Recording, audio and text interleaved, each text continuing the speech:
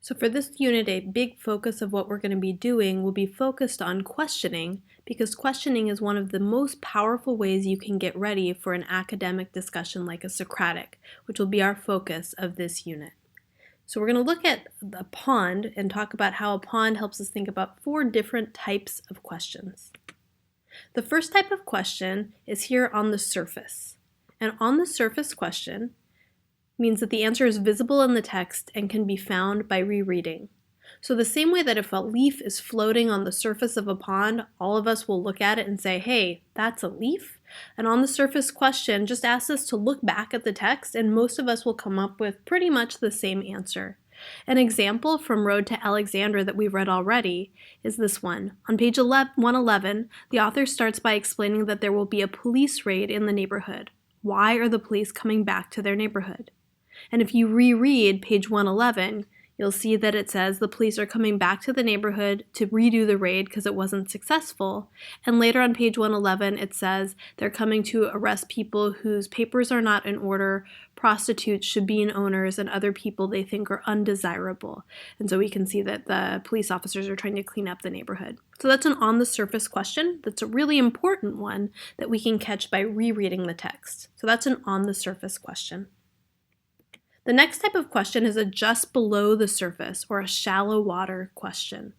If you could write down the definition, a shallow water question digs below the surface of the text to make inferences. So a shallow water question asks us to start to look not at what's the most obvious thing in the text. And we can still reread to find clues that help us get an answer to that question, but we've got to start to make some inferences to get to an actual answer. So imagine that leaf that was floating on the surface of the pond. If you took that leaf and you pushed it about a foot below the surface, most of us could kind of look down through some murky pond water and be like, yep, that's probably a leaf. But somebody might think it looks more like a flower. Somebody might think it's a piece of trash. And so people start to have slightly different answers once we start to make inferences, and that's okay. So a shallow water question asks us to start to make some judgments or some inferences, even though most of our answers are probably going to sound pretty similar. An example of a just below the surface question from the text we've read already is from page 112, on the second page of the story. And the question is, how does the narrator's father feel about his mother's concerns about a raid? And if you look back, you see that he keeps saying, oh, people are just afraid. People will always be afraid. And from that, you might make some inferences. And most of us might come to a very similar inference about how he feels.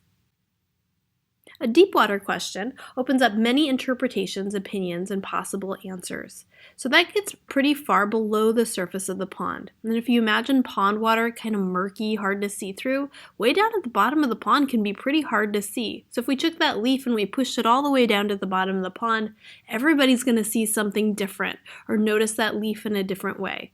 The same way the deep water question asks all of us to bring our different schema, perspectives, and interpretations to bear to come up with our own answer. One example of a deep water question from what we read is, on page 112, the narrator's father says, the people are afraid, they will always be afraid. And a question is why? Why does the narrator's father say that or believe that? So lots of people have different interpretations about that question. The last type of question is a river and stream question. So if you think about a pond has water in it, so does a river and stream, and they're connected, but they're kind of different bodies of water. And you don't have to be in the pond to touch the stream. So a river and stream question, if you could write down the definition, asks you to go beyond the boundaries of the text to bring an outside schema. So a river and stream question takes the stuff of the text, the ideas in a story, and carries them somewhere else. When you answer a river and stream question, you don't even necessarily have to have read the text to answer the question. It might help you, it's definitely relevant, but it's kind of an opinion schema question that takes you outside of the text itself. An example from the story that we read is on page 111.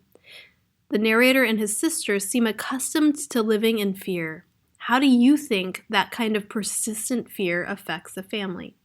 So you could answer this question about how fear affects the family without having read the story. You can definitely use ideas in the story to help you, but you don't have to have read the story to answer the question. And those are the 4 types of questions that we're going to be asking over the course of this unit.